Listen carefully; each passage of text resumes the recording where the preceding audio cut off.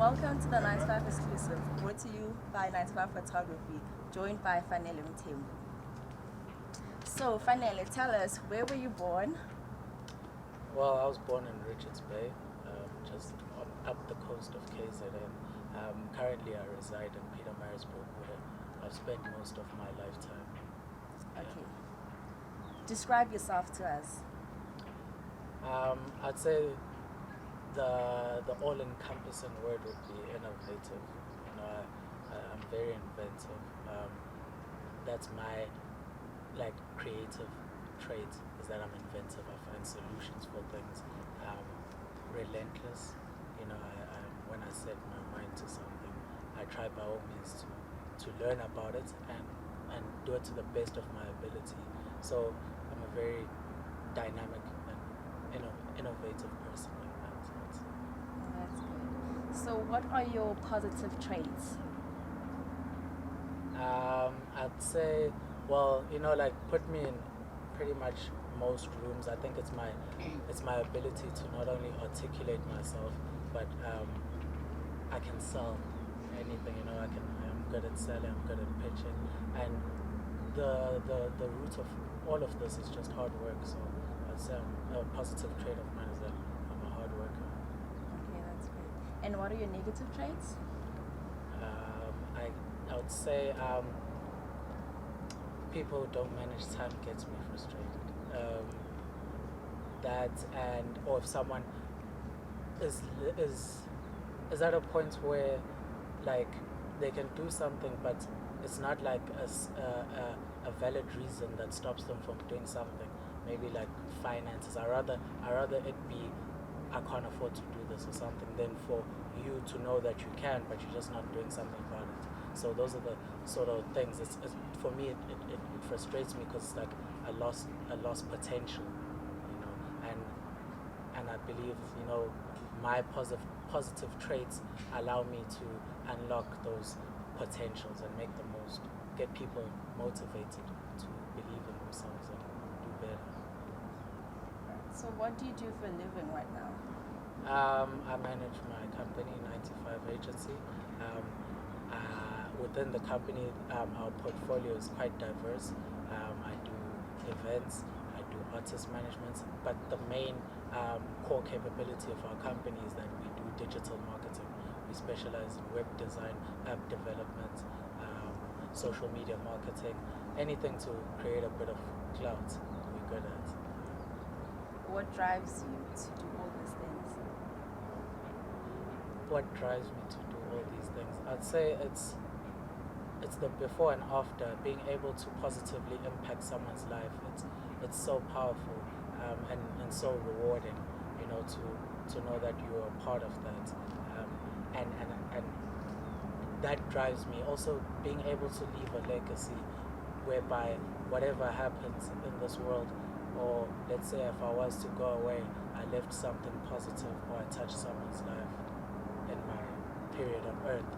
So I think that drives me more than anything, is to do those things that will leave a legacy. So how do you feel about where you are in life currently? I feel what's the word? I think it would be, I don't want to say relieved. It's almost like riding the ride that you always planned for. I think that's where I am. It's just letting everything happen. All the blocks are coming piece by piece on their own, at a time where before I probably wouldn't have the same tone. I wouldn't say they're coming together. I was actually building the blocks. So now I'm enjoying them coming together, and I'm relieved to see progress in it. Okay, so now let's move to 2013. Okay. And tell us about your first experience of hosting an event. I hosted one in grade 11 at Capello's PMB. It was called Illusion. That was my first taste at hosting a commercial event, like outside from home. Capello's is gone now, but at the time, most people from that era or that time will tell you it was actually a great event, if they can remember it. Because usually people don't remember the events that are great until the next day, that is. But yeah, that was my first taste at an event. It went well. And from there, it was almost like a shock smelling blood. From there, I knew that I could exploit this. I could maybe do something with it. It was at that young age, being able to collect revenue from ticket sales and end up seeing, wow, like so many people are putting in income towards this event. I was like, wow, this is powerful for a high school kid. Imagine what I could do later on with it. Alright, so now tell us about your leadership roles, and I hear there's a prefect story. Oh, yes. It's an interesting story. At the time, it was 2012. My first real serious high school leadership was managing the basketball at St. Charles. So I managed the fixtures every morning. On a Saturday. I would set the scores, the scorers, the boards, the stopwatch, the practice balls, the nets. That was my first full-on experience of managing an institution, or managing a program. And then from there, I wasn't a prefect yet. In grade 11, the prefects were chosen. And I remember randomly the next year, because it was done, they'd chosen the prefects and head boy. And then in the matric year, I remember I carried on with my work. I never gave it much mind to it. And then later on in the year, my parents do a surprise. They're like, now we have to come and to your school. I was like, what's going on? I think, I'm in trouble or something. And next thing it's assembly, and then I see I see all the parents there, and I see my parents there. And I'm like, oh my gosh, they're gonna make a spectacle out of me. Maybe I've done something bad. And then next thing, I just saw this whole room just stand up, and I was called to the front to sign that I've just been appointed a new prefect, an additional prefect, and it was such a shocker, especially as a African kid in a predominantly white institute, or you know what I mean. It is quite something when you just that one black child going among so many people in this prestigious institution, and to accept this and join such a great legacy for me was quite a memorable moment in my life. And from there on, I think it strengthened my belief in myself and my leadership qualities. Alright, so now after high school, you're going to university now. Tell us about the transition from high school to university. It's a fascinating transition, because it's almost like a rat race. Everyone's gonna go try find themselves in the big bad world. It was newfound freedom. I learned, to not be in a system. High school and primary, you learn to conform every day. You in a uniform, you set out a program, a timetable that you follow. This was my first taste at being in the outworld, the outside world, and I quickly learned to associate myself with certain people, and I found a great group of friends at a young age. During those times, that's where I met my friends. Ndi, I met Jason, I met Carlo, Captain, and all of them, as a collective, we moved together. So we went far together than we would have if we went solo. I feel I learned a lot, and we grew, and we became quite like brothers, and we molded each other, because that's so critical to have when you leave high school to university, because most people can get that transition wrong and end up aligning themselves with the wrong people, and you can drift astray, or you can not focus on the right things. And luckily, I was fortunate enough to be around good people. So when and what was your first job? My first job was Ola. Again, you'll notice throughout the story, everything comes from networking, really. I met this friend of mine, Amy, in high school. She was at GHS, and she gave me my first job. It was promoting ice cream for Ola, so I ended up promoting everything. And I tried, I was selling that ice cream, macro, cascades, checkers, everywhere. And from there, I got a taste of the FMCG market, to see how things really happen in a retail outlet, in that industry. And and it's so intriguing how we were able to shift from Ola to then different powerful brands like Red Bull, which Ndi ended up joining. Yeah, so I think that's my first job working at Ola. Okay. So now on to 2016. What was your first encounter with social entrepreneurship? Now at that time, with being in university and being in the open world, you start to try to find yourself a lot. So I didn't wait for it to come to me. I put myself out there to try learn new things, to try go to seminars, as much seminars as I could, and at that point there was a great concept that came about. It's called Red Bull Amapigo, so which was a social entrepreneurship sort of platform. So from there I joined in Durban, and it was a nice three-day thing, if I'm correct, where they taught us social entrepreneurship, things like creating a story behind a brand. It gave me a different outlook on branding and marketing and entrepreneurship, because before I was going about it as straight business, and then I was finding challenges that I realized that through this platform or through the Amapigo Academy, that there's more than one way to skin a cat, to use that example. So I learned valuable skills there, and it motivated me to keep learning more, to try and break those barriers, because I was at a point where I was creating a lot of businesses, I was doing a lot of things, and they all reached sort of a certain point, and it was almost like, what is stopping me from breaking that boundary? And I think going to those networks and meeting new people. From there I also met up with Holly at the conference, and it's so powerful to be in a room with like-minded people. You end up being able to talk about things that you wouldn't talk about with just anyone. You end up talking about your passion. As soon as you're in a room with people you can talk about your passion with, it is very powerful. So from doing Red Bull Amapigo Academy, how did the collaboration with Ecogene come about? Well, then from there, since I was doing a lot of businesses, and I had acquired the skills from the academy, such as mostly dealing with startups, startup businesses. I met a group of friends in university, and they wanted to start a green sort of company, an environmental company, and they had this great device, that they had come up with, which could save water, and each person was put together based on their work or based on their traits. So they felt that my traits could contribute well here.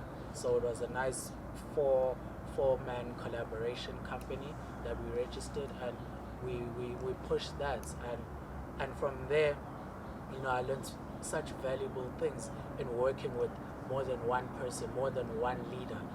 Most of the times it was just me on my own. Now I'm learning how to work with other people, and I think that's where the human dynamics, I learned so much about it. And again, another thing that I usually say is that who you work with can make or break you. So that during that period I learned a lot about that. Before we go to 2017, tell us about the lessons you learned from Apex Financial Group. Apex was the company that I did with Prime after Ecogen. It was an interesting phase, because I learned that during that time I'm also good at teaching, not only teaching but like mentoring.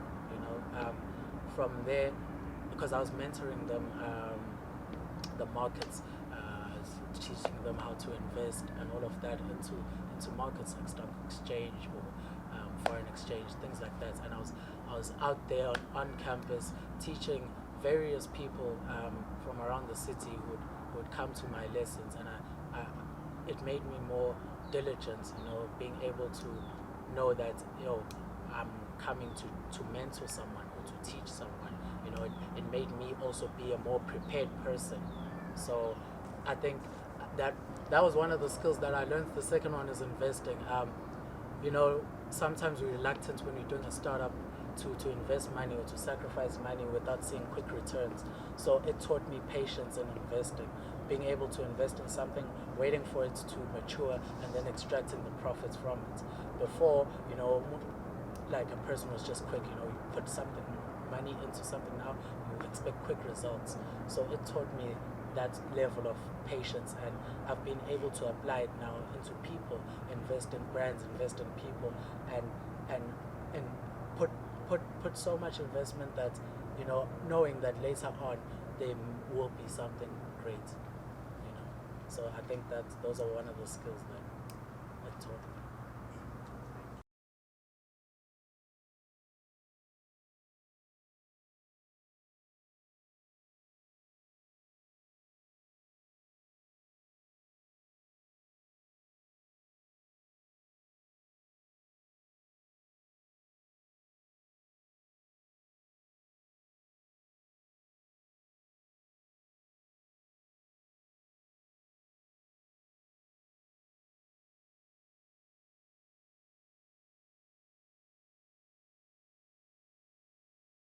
Hi, Fanele. Hi, Janice. So we're approaching year 2017 now. Yeah. In 2017, you developed an app called Mthembu's app. Correct. Tell us about it was my first published app. It was a stepping stone for me. It was an achievement because at that time I was trying to put together the lessons learned from the academy, or MOP Academy. So it changed my approach, and that is evident in what I did with that app, because instead of pushing an approach of just trying to extract like profits and all of that, I went for a different approach, trying to better other businesses, helping them with what I've learned. So I created that app to almost be like a directory, a mobile directory, that will have all local businesses, because at the time my thinking was it's so hard to find the normal vendor. It's easy to find your Spree, your Superblist, all of those big online stores, but there isn't a presence for, let's say I'm looking for traditional attire, like a shield. I'm looking for someone who makes a pot. It's hard to find that unless you ask someone on Facebook or you get a referral. So I wanted to create a new yellow pages, basically, to find those businesses. So I did that app. Through that, it allowed me to network with so many different businesses and people that I have as contacts now that I'm able to use. They've become an asset for me in what I do now. I'd worked with different brands. I covered articles with my team, comprising of Janice and Shanta. I covered a lot of businesses, local businesses, local black businesses, such as Plan B Desertry. I did an article on that, on Lwanstar, on TOS, Touch of Soul, on Gugu the Baker, a local baker, Holly Ray. A lot of people, even the hard-working individuals, such as Buzz, who was at SMG BMW. So from that, it allowed me to follow a different path, to help, to create relations that are mutually beneficial, other than just talking about money. Let us try and promote other people and work together. So that's how my thinking was during the time in 2017. Yeah. So I'm sure with that came a lot of networking.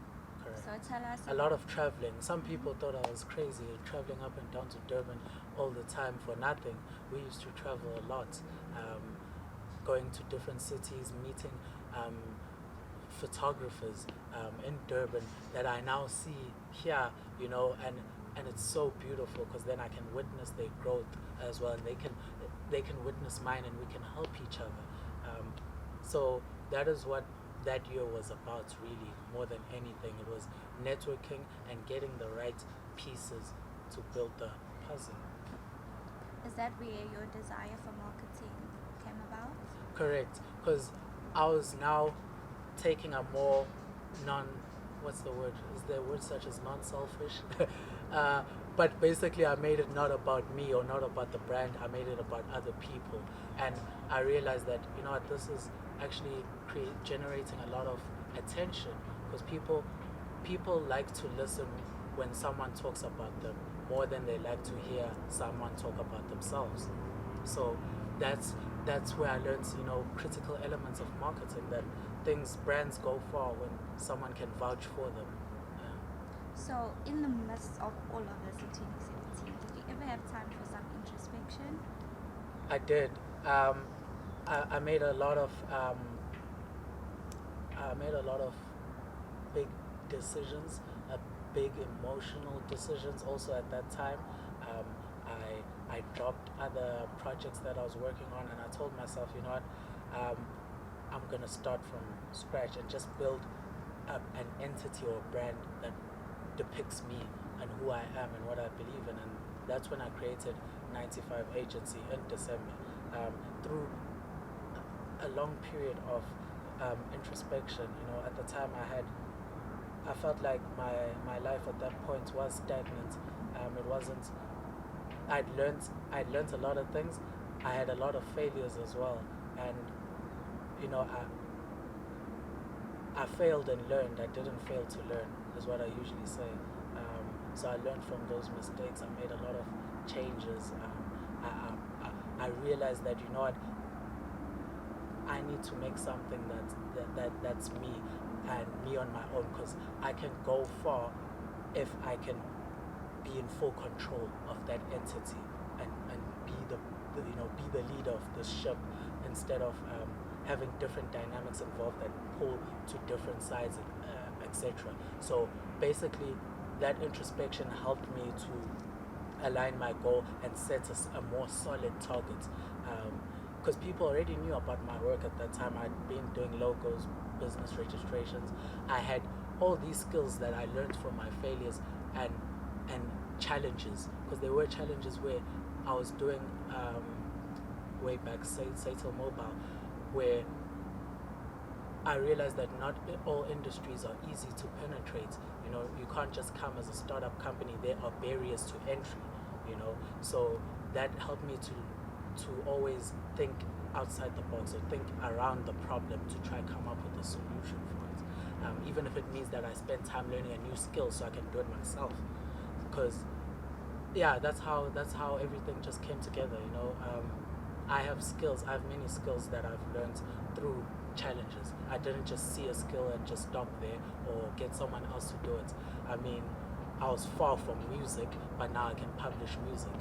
That is a very important skill that came from me also learning how to make apps, and me investing money to be in development programs with Apple, Google Play, have those accounts set up so I can bring that sort of innovation in a technology age for local black people.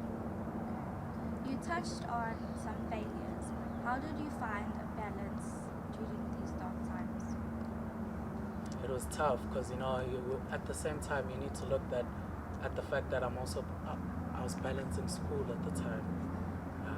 So it's a tricky thing because you have these pressures. When something fails, it almost creates doubt, not just in you but the people around you, even family. Not to say that I blame them for it, because when failures keep happening, people start to wonder if can you actually do these things.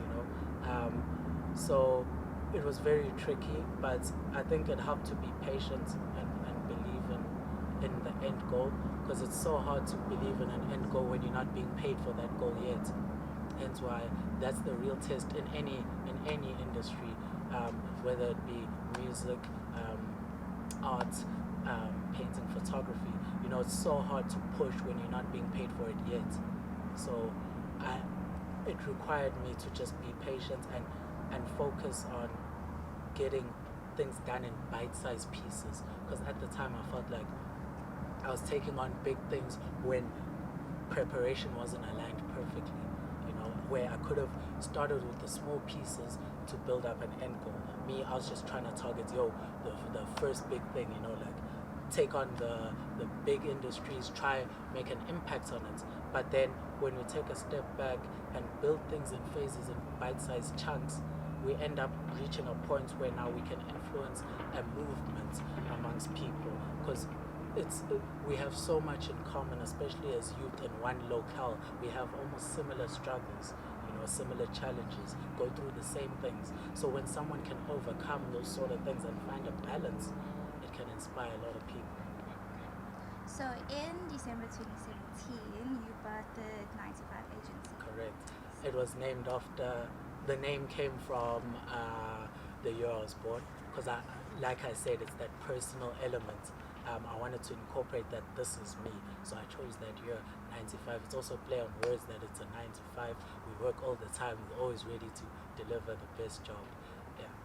And the agency organization composition? The agency, when it was still 2017, it comprised of a very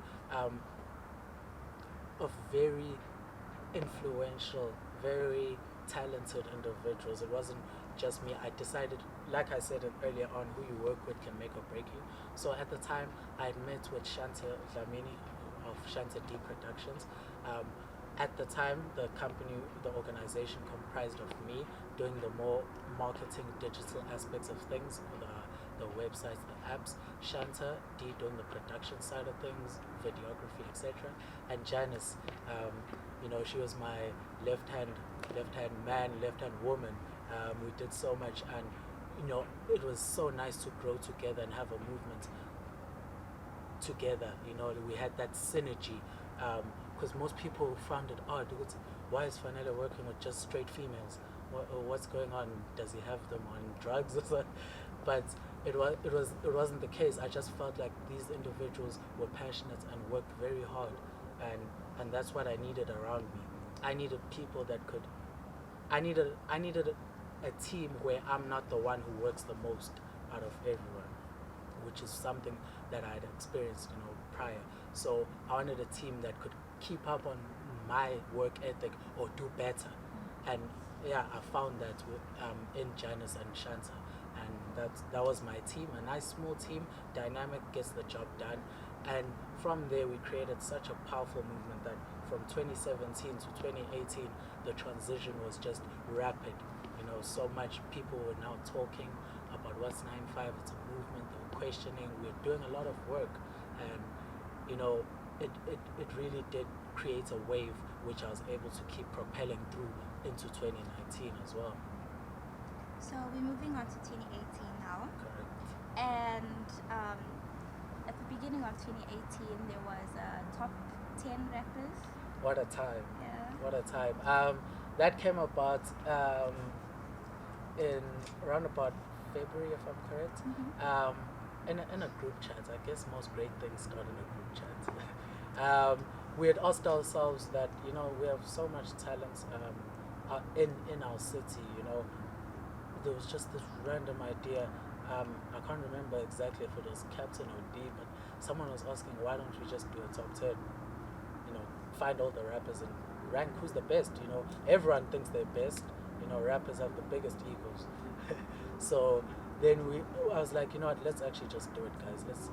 Let's take a shot with it. So I brought that element of IT, organizing everything, allowing people to subscribe, to vote, to see their people, clean up the brands of the candidates that come, or the contestants that come to the show. Clean up their brand. We had, I think, over 15. I remember when we were planning it at the time, because when I was still in the planning phase, D came through as well from Red Bull, and he also was able to help me make this campaign, a tangible thing. We had it at UKZN, I think March 28th, if I'm correct, and it was just a spectacle. The reaction from the people was phenomenal. Like, the hits on the website were surpassing 30,000 votes, and I realized, this is powerful. We got a whole city talking based off a marketing campaign. That's a powerful campaign, and from that we were able to unearth local talents, such as our eventual winner, who was Luke. 033rd. He was number one at the time. His song "Still Do" was just an anthem in the city. He won the competition. Our runner-up was Zolani G, and we had such a nice top 10, which comprised of the likes of Zweno Lennon, Black Tusi, various artists that we were then able to not only stop there, we decided to collaborate, to take it a step further by collaborating with the SRC at UKZN to have these artists that now we've unearthed from this competition be able to perform on a big stage at Freshers, UKZN Freshers. First time, the anticipation was rife. Everyone was wondering how it would pan out, and it was such a great opportunity, not just for the organizers but for the actual local artists themselves. That some of them, it was their first time seeing such a big stage, performing amongst the likes of Noluthando and who was there? I think Tipsy, and it was just a packed festival. Why? Because we had showcased the power. We had just showcased the power of marketing and creating a movement and directing that movement towards a build-up. And so Freshers came through in April. I think April the 4th. Oh my goodness, I'll never forget that night, because it was just so beautiful. It was so powerful. It was so inspiring. It captivated, because I remember it was such a rush. I think we only had 2 weeks to plan, so it was such a rush, and to see it come together. I remember at some point thinking people are probably not going to come to this event, seeing probably like a few 50 people at the field. It was at Greenfields, a few 50 people. But then when I left, because I'd arrived early for setup, when I left and I was getting calls while I was taking a shower, I was getting phone calls telling me, please come through, it's Havoc, we need you. And I'm like, well, how's there Havoc amongst 50 people? Who are these people? And then I arrive to campus and I see just a vast amount of people that have filled the whole soccer field. And I was like, yo, this is crazy. This is a big event. And it set off 2018 on such a nice mood, because then we were able to post Freshers, we were able to meet with the Natal Witness, with Ndi, and we did an article. It came out, and from there, I think that article told us that we're doing something right. Yeah. So rewinding back to the top 10 competition, you worked with the winner, Correct. Luke 033rd. How Correct. was that? So Luke, we had such a nice campaign, planned for him, and it turned out beautifully. I mean, his video was shot by Shanta D, and we pushed that video, and it reached currently I think it's over 12,000 views, if I'm correct, on YouTube. And it was so powerful, because it just for that, for that during that moment, it just unified a lot of people. That this is the direction. This is the poster of this movement, the poster child. And Luke is a phenomenal talent. He's a hit maker, and I really, I really wish he keeps pushing. Because a lot of people need to hear that. It's so frustrating when someone is so talented and is not known by enough people. So hence why this drive for this platform, because if we can't enter those platforms, rather we create our own. And he took that baton and ran with it. That's why he won, and he was just a great person to work with. So from the competition, you dabbled a little bit, and still are, into the music industry. Correct. So how did that come about? So then this was post Freshers. Like inspiration is so crazy. After such a big and successful event, I was like, you know what? Let's keep trying something new, because a lot of people are questioning around the city. What are you gonna do next after this? What are you gonna, So I was like, let me speak to the guy who I met through Natal Biz App, DJ Touch of Soul. Let me speak to Harley, and let me introduce them to our runner-up, Zolani G, who is also another great lyricist from Maritzburg, a phenomenal rapper. And let's put up projects, because I don't like things not happening. Like, I rather have a valid reason. So I see all these artists and I'm trying to understand, why aren't they blowing up? What is this barrier? So I was like, you know what, let's try like bypass this barrier somehow. Let us get Zolani on a feature with these talented artists from Durban. Maybe if we bring a collaboration with Durban and PMB, the rest of South Africa will hear us. So I was like, you know what, I hit him up, this is the great idea, let us do this song. F Note, which is Zolani's producer, came through with a wonderful beat.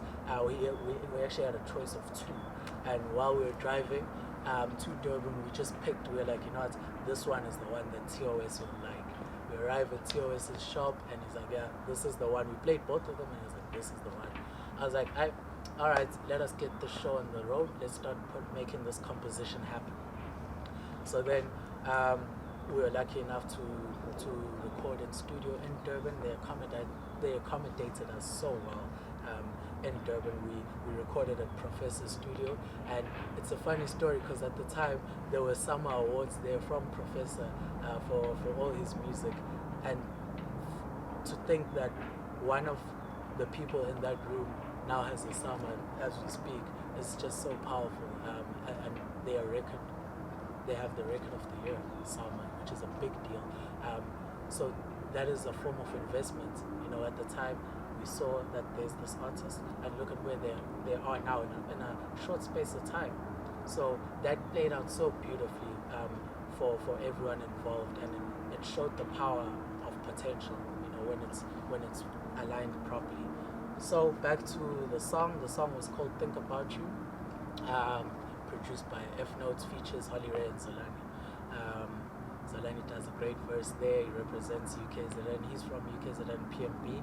Holly's from Durban, and Touch of Soul is from Durban as well. So we put that song together. That's where I also learned how to publish music, because I was like, okay, since I own this song, I need to learn more about this industry. Because I tell myself, whatever industry that I enter, whether it be helping someone with beauty, shops, clothes, music, I try by all means to learn more about that industry so that I can do my best job. So I learned how to publish at that stage, and that's how I found myself being so involved in the music industry. We're now shifting from just straight business and corporate work to now more entertainment and music. And we published that song onto Apple, iTunes, everywhere on the digital stores. It's still available there as we speak. So yeah, that's how it came about. It was quite a long duration. I think we started in March and we finished around, I think, September. Yeah, just before the Palm in September. So yeah, that was the song, and it's a great song. So keeping to the year 2018, you took on Freshers. Now Freshers is the event almost all university students look forward to. How is that? You know, that it makes it can go two ways. It makes it easier because you have a tried and tested event that people can go and know what to expect. It also makes it hard because now you have expectations to fulfill. But honestly, it worked. It played out perfectly because the fact that we incorporated local artists made it even more better than any that I feel that I've seen. Because now it wasn't just about just foreign artists coming through and performing. It was now seeing one of our own that we in lecture rooms with performing on that stage. A lot of the time, our own artists are passed by, not knowing that, hey, this guy is actually, you know, he's talented. He's got music out there with very famous people. So that was very powerful. It created, you know, like celebrities.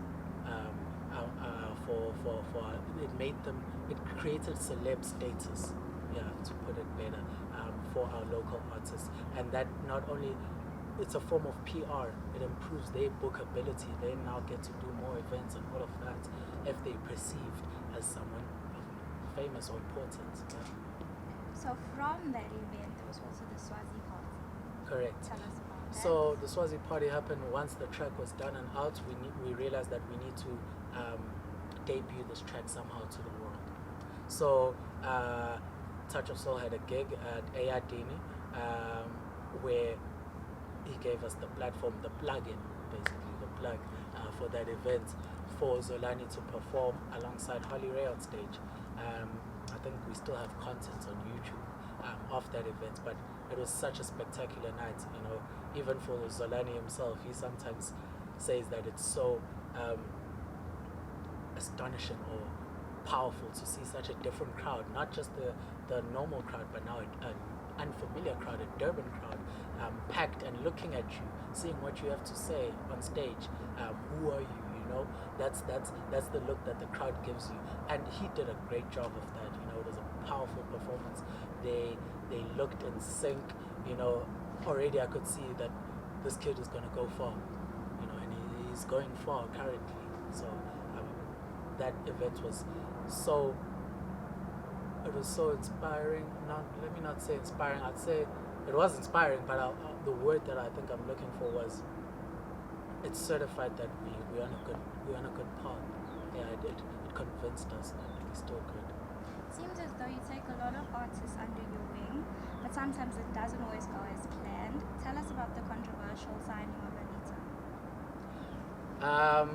Well, with that, I realized, since I've done so much and I've been involved in the music industry, and people are like, maybe you should actually sign someone. I decided to sign her, and then we did work, but then things just went a different direction. And for me, I need someone that can keep up with, like I said, who you work with can make or break you. So I realized that no, here won't work. Let me just let this issue go and look somewhere else, which ended up playing out perfectly, because then I was able to find Poka, and we're looking at 2019. We're doing great things with her as my first official signing. Yeah. So after the top 10 competition, there seemed to be some diss tracks and some beef. Yeah. Okay. That comes about whenever you're doing something. There's always going to be different opinions involved and egos involved. But what my advice on that is that we're too much of a small city to be bickering amongst ourselves. It's not progressive. It doesn't take anyone, anyway. It doesn't make you better. Sometimes people, I guess, think bad news sells, but sometimes it really doesn't. It's okay temporarily for those seconds, but later on it can have such a big impact on your career. So with regards to that, I just decided to just let it happen. It's all part of entertainment. I mean, if we look in the US, there wasn't always positive things happening. There was always squabbles, disagreements, etc. But what I want to put out there is that let us just be a united front. We're trying to create an industry in a city which had a void, which had no industry. Well, it did, but it wasn't as alive as it is now. I personally feel that PNB is at its most alive in terms of the music industry. So you work with Zolani G. Tell us about the publishing of the return of Shamba. That was, now that I just finished, I think we're in September, finished publishing a single. So now this was my first time publishing an album. Oh my, what a evening it was. It was crazy. I don't know, Zolani just put a deadline on us, but I was like, let me be involved to push, to make sure this album comes out, because I really believe in this kid. Not only just this kid, all the artists in who are from the top 10. I believe in them so much, and at that point he had put together such a great project. I'd listened to it. Safe has done so much as a single with Petunia, so I felt like the world needs to hear this. So then I remember we stayed late up into the cold nights. I don't know why it was even cold, but we'd stay until like 2 a.m. trying to publish a whole album, learning as we go. Like I said, from a challenge, rather learn how to do it, because it becomes a valuable skill. Talking to people in India about codes, publishing codes, all of that, all of those intricate IT things, and eventually, it was done. Like I think it was 2 a.m. and it was just finally done. Everyone just breathed, just took a huge sigh of relief that Shamba was now gonna return. And so his album came out, and what an album! Like I do suggest that people listen to it from start to finish. That guy is a lyricist of note. He's a poetic genius. And the Red Bull Lalela feature? That came later on through Ndi. Ndi is the student brand ambassador of the year at that time, so he's doing the most for the city and for the events. So then we created so much noise that the bosses all the way in Durban were now wanting to hear more about the local artists that we've worked with, and that is such an externality or benefits that came out of this campaign, that we now are able to send these local artists. I remember getting a call and telling Luke's manager that they want Fortune and Luke there in Durban to perform at the Red Bull Lalela at the warehouse. And then also we told Zolani, and we took a trip all the way to Durban at the warehouse, and they performed.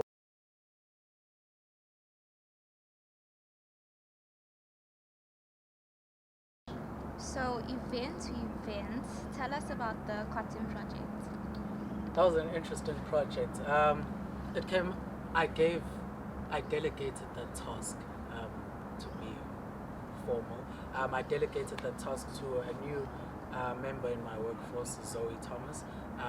I wanted her to gain experience also in events management, so that it's not just me doing everything. I wanted to mentor her and for her to learn new skills. So I just pushed her into the deep. I was like, here's your project, put it together. I'll be there to help you with whatever you need. And she, I was inspired, like by her work ethic. She did things that I didn't have to tell her. Like she was doing IT things. I was like, hey, who's this girl? Like that's putting together a whole database for people to register campaigns. I was like, wow, this is a hard-working girl. And at that moment, I was like, let me even join her. This is very interesting, and help her with it. And the Cotton Project was centered around showcasing local brands, such as Suburban Village, Aspire, 2020 Vision. They were all there displaying their merchandise at UKZN by the field there. We had Red Bull again involved with the sound and everything, and the tables, and it was just such a different sort of vibe. It wasn't the normal loud music, bam bam bam, and just aimless partying. It was constructive, and it pushed me because I want to do more events like that moving on to the future. I want people to come to my events and go home knowing this was constructive for them. It wasn't just aimless turnout. So from the Cotton Project events, there was recently the Blue Butterfly event. Correct. That was put together by the Pietermaritzburg Arts Collective, or PAK. They have a new website where more local artists can apply to perform. It takes place at the Dive at UKZN by the Hexagon Theatre. And the May edition of it had Poka, which was my new artist signing. The event recently happened. It was the turnout was great. It was packed. The performances were sublime. They were almost like this is the level that we're now touching at. This is great. Noxi's performance got the crowd going. Afrolution, I was like, wow, like this is a UKZN talent, another one that I just discovered here. And from various other projects that are budding in the city, such as the listening sessions that occur on Fridays, they're also being done by 95 Photography. So, it's those sort of pools, those budding pools that are so nice, because they make my job even easier, because now I can discover new talent through those platforms. I can discover new talent and work with them. And to go back to the Blue Butterfly event, Poka did her her main headline event, her first one. Her band was great. From that, we saw like the image that, put this girl on any big stage and she'll be a superstar. From there on, I was calling her, she's not even Poka to me anymore, she's the superstar. Because I know whatever stage she could be, she reminds me of what, Zondi, Lyra, those top musicians, the way she can handle an audience and a crowd. I was like, I'm glad I made this decision. So that's how the Blue Butterfly event panned out for me, and everything also was just in sync. It was a showcase, more than anything, a showcase of our vocalists, our singers, not just rappers anymore. Just notice that we have a pool of talent in the city. So with everything that you've done, do you have any upcoming projects? Well, I'm gonna start with before I talk about the main one. Talent the DJ is having a homecoming festival back in Hammersdale. So whoever's from Hammersdale, they can look forward to that. That's gonna be happening in June. So it's basically just to show his community that, hey guys, I'm signed. I'm now giving back, and I'm with my people before I branch out to different environments or different scenes or different areas, so that's one event people can look forward to. Onto the next event that people can look forward to is the Gong Festival, which will be taking place on the 20th of July at Mayor's Garden and Alex Park. We're gonna have headliners such as Kususa, Holly Ray, who recently won the summer, and Kususa coming back from Ibiza, Spain, along with the local talent that we have, such as Zolani G, Poka, Talent the DJ, Deep Narratives, who are doing phenomenally well, Tribe of Afro, who will be playing live on stage with the drums. It is going to be a festival to look forward to. There'll be different activities besides music. We'll be starting from earlier on in the day, around about 10 a.m. Through until midnight. We're trying to also have an after party, so if anyone wants to host an after party for the event, can they speak to me, and then we'll bring it there to their venue. People can find tickets. I've actually built a website for this festival, trying to show professionalism, through this project, that it must be a showcase, a platform, a recurring platform that can compete with the likes of, your Rocking the Daisies, etc. So people can look forward to that. Tickets will be available online and at company tickets. There'll be amazing specials and packages, table packages that people can book. Some come with complimentary mixes from Red Bull, complimentary platters, there's food, there's stalls, there's everything. So you can come early, you don't have to come at night. Come early, get to feel the energy and the vibe. Another amazing feature that I'm implementing in this event is that a local student from KZN who draws will be drawing live at the event to try and capture the mood of what's happening. So it is something to definitely look forward to. So you started from your teenage years and you've done so much up until now. Do you have any advice for your followers?